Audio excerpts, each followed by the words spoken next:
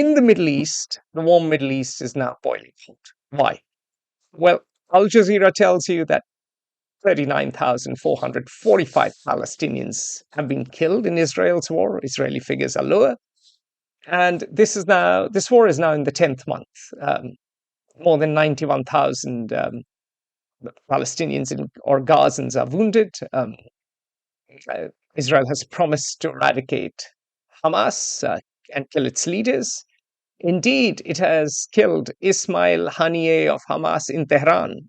He was a major leader who lived in Qatar, was visiting Tehran for the presidential inauguration. It's a big deal. Around the same time, or maybe a little earlier, they killed Fouad Shukur of Hezbollah in Beirut. And Glenn, of course, is familiar with Fouad from his early days in CIA. As if this wasn't enough, just before that, a rocket slammed into a football field, football as in soccer for Americans, in the Israel-controlled Golan Heights, killing 12 children. This attack occurred in the Druze town of Masht al-Shams. And the Druze are a very interesting community. I interviewed Joseph Olmert, an Israeli policy wonk, academic, and a veteran of the Yom Kippur War, someone from a political family as well. And he explained how the Druze are divided between Israel, Syria, and Hezbollah, and sort of have to play all sides to survive. They're a tiny minority. They're now not even considered Islamic. We won't get into the history of the Druze. That's for another time. But this attack on Israeli soil, because Israel views Golan Heights, particularly after the 1967 war, as its inalienable part, has really ruffled feathers. Lieutenant General Herzi Halevi, he's the chief of staff of the Israeli military. For those of you who don't know, he claimed that an Iranian-made Falak rocket, with a 53-kilogram, 117-pound for Americans warhead belonging to Hezbollah, landed in a town of over 11,000 inhabitants. So things have got pretty rocky. Every side is signaling they don't really want all-out war, but tensions are rising and rising and rising. Glenn, you've served in the region. You know Hezbollah amongst others. You also know Israelis very well. What is the significance of all this? What really is going on? What's under the surface and around the corner? I'm not being flip, and I obviously don't know the answer, but my short response is that I think there is going to be less consequence to these recent events, to the killing of the 12 Israeli children, and to the two assassinations, I'll call them, of the Hezbollah and Hamas leaders, than we all fear. I mean, the fear is legitimate that events will spin out of control and we will have a regional war, a war between Israel and Hezbollah in Lebanon, which then could well mean this time Iran against Israel too, which then could well mean, as we all have feared since October, bringing the United States and other parties in. But I don't think that is still likely to occur. First, So the parties will Fouad pull back Shukur, from the brink. I That's the think summary. so. I think all parties have done what generally happens in the tensions and in the killing among Israelis, Hezbollah, and Iran, which is to telegraph, that's the diplomatic term, to signal in a number of ways in advance of a strike or some lethal kind of act, that this is to establish a limit, if possible, on the actions of the opposing side, and that it is not intended to widen the war, and please don't take this as an intent to go further. And this is a classic diplomatic, and in this instance, lethal military, tit for tat circumstance. When Iran launched 300 missiles against Israel several months ago. They were quite clear in back channels and openly and to third parties that they didn't wish a war to come. And when Israel responded, it did the same thing. Similarly, here, I think that that dynamic will play out, but we don't know. And at some point, increasing, escalating breastbeating and line drawing um, spins out of control, So help and me it understand doesn't take this. much. So help me understand this, since you have a lot of experience in the field. Fouad Shukur of Hezbollah, to me, makes sense. He was military advisor to Hassan Nasrallah. Yes, there's a rocket strike in Golan Heights. You avenge it. Fine. That makes sense. And you also show Hezbollah, we can hit you in Beirut. We can hit any of you, so back off. Okay, makes sense. Ismail Haniyeh, by all accounts, was relatively moderate. He was also the interlocutor. He was in peace talks with the Israelis. Why him? That to me doesn't make sense unless they are signaling to the Iranians, we can strike any of your guests and we can strike anyone in Tehran. Um, that is the question I don't Right. entirely. That is the assassination I don't entirely understand. Yeah, I share your mystification. I have a thought. I have no knowledge as to how to answer the question, but I have a thought I'll get to in a moment. But just a sentence or two on Fouad Shukur, the Hezbollah um, operational planner.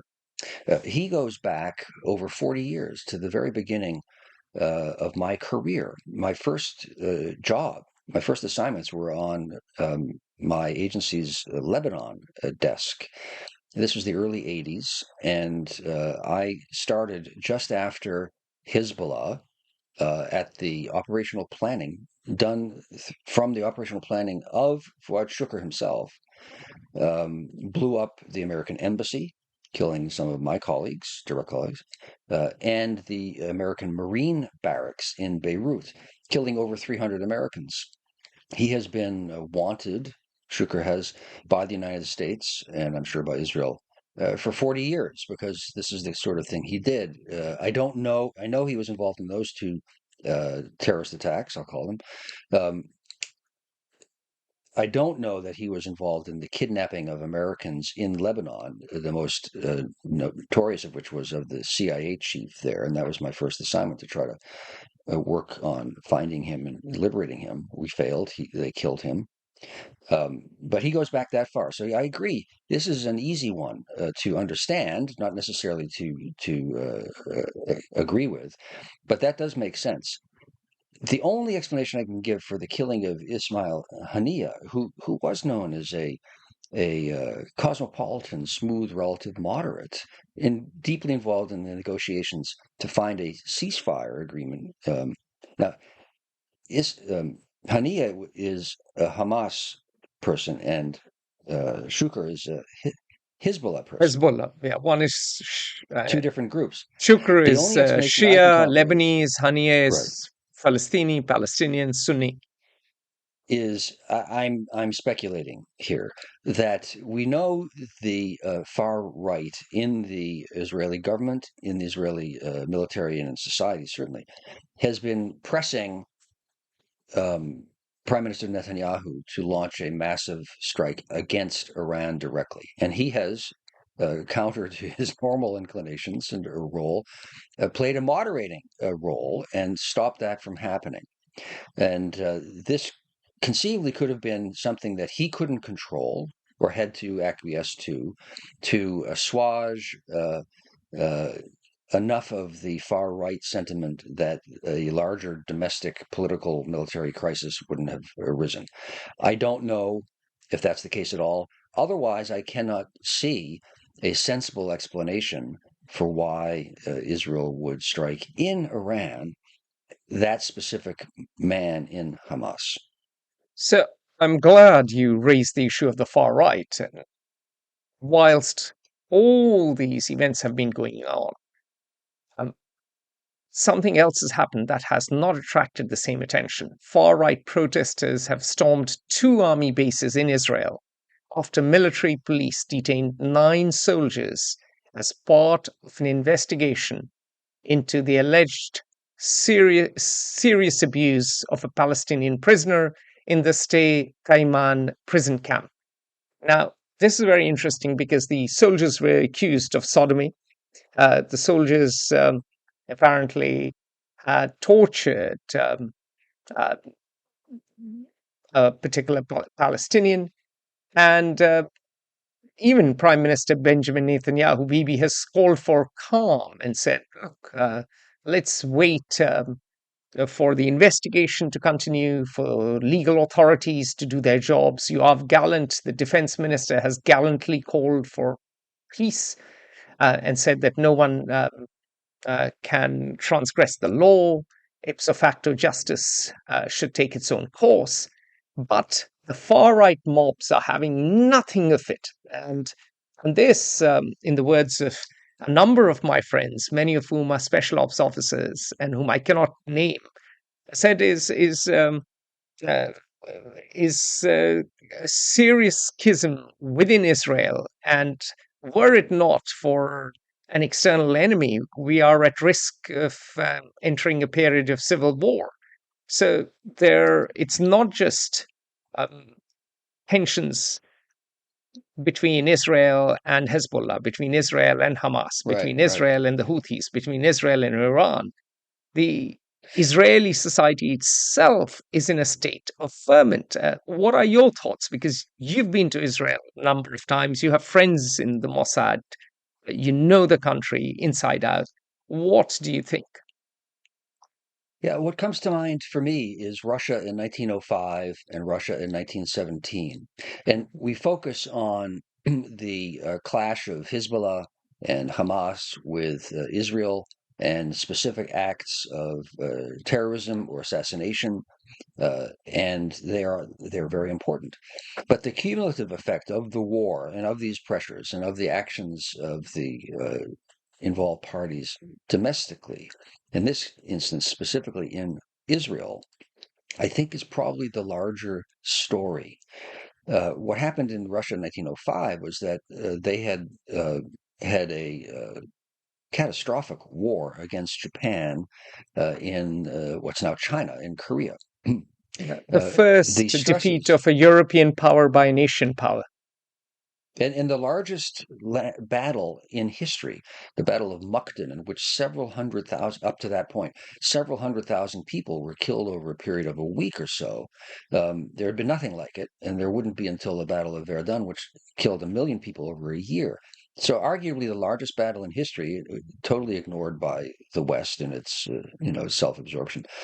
Um, Today, ignored. In any event, the stresses on Russia were so severe that it destroyed the Tsar's rule and directly led to the October Revolution just a decade later. It wasn't just World War One. World War One stressed the society equally and even more than the war in the Far East. But those two events made it no longer possible for it destabilized the government and brought it to an end. Similarly, in Israel, the increasing clashes between the religious far right, which continues to occupy um, ever more lands in the West Bank, which have been on which Palestinians have been living, and then the ultraist demands that they make on the Israeli military and government in the war in Gaza to destroy and eliminate Hamas, uh, and then the clash on governmental processes and the laws of the state for civil society within Israel itself. All of these things are being stressed and exacerbated by the fighting in Gaza, by the tensions with Hezbollah, by the tensions with Iran, to the point where I do think progressively the stability of the Israeli government and society is at risk. That's a larger issue, I think, for Israel, but one harder to see even amidst clashes between IDF forces and religious conservatives in Israel. Harder to see than the fighting with Hezbollah or Hamas. But it's not caused by those two conflicts, but the tensions are so great that I think there is a risk, medium term, to the stability of Israel. Yeah, and that clash is fundamentally between a more secular vision of Israel, and that vision came from the founding fathers, the Ashkenazis, who had fled Europe and brought with them an idea of a social democracy. They were left leaning, and they created in many ways the institutional framework of Israel. The kibbutzim, collective farms, were very important in early Israel. And now, of course, you have ultra Orthodox, who most of whom don't serve in the military, but they have lots of children. And so demography is destiny in a democracy, and therefore they have greater and greater relative power within Israel. And so every prime minister, and especially a prime minister of the right like Bibi Netanyahu, has to appease the base. Otherwise, you simply won't win the votes. And they often get their religious education subsidized by the state, and they want a more hawkish policy um, vis-a-vis their neighbors. They are the ones who go in and take over land in West Bank, claiming it is holy land. And the secular, uh, And violently expelling the Palestinians from homes they've yes, had for hundreds of years sometimes. yeah, and the Yeah. secular Jews who basically still form the core of the Israeli state, whether it's the Mossad, whether it is Sayeret Matkal, whether it is other special ops units, they are very much uh, not entirely jumping up and down in joy because they are paying the price, as they say, in treasure and blood. And that's a fault line that Israel will have to someday Yeah. address. I would conclude my own assessment of this that I would like to think I learned during my career something that all of us will have read in Sun Tzu or in other thinkers who write about diplomacy and leadership and negotiation. And that is, you always need to give your opponent a way to succeed. A way out is too negative a way to term it. Unless you can bring something that the opponent wants, then he will never, ever concede. He has no way out. And his alternative is destruction or opposition to the end. If you offer the opponent something that he or she needs or desires, then you can actually possibly reach an agreement. And the ultras, whoever they are, whether they're right-wing religious Jews or Palestinians in Hamas or whomever, under any circumstance, it takes an ultra position that it's my way or nothing, really guarantees endless conflict. And these increasing tit for tat things make it less and less possible to offer the other side a way forward. So things are worse. I don't think they'll tip over yet, but that's how I see the recent assassinations. On that cheery note, thank you very much for your time. We will see you next month. Goodbye. Bye for now. Join the conversation at Fair Observer and subscribe to our YouTube channel.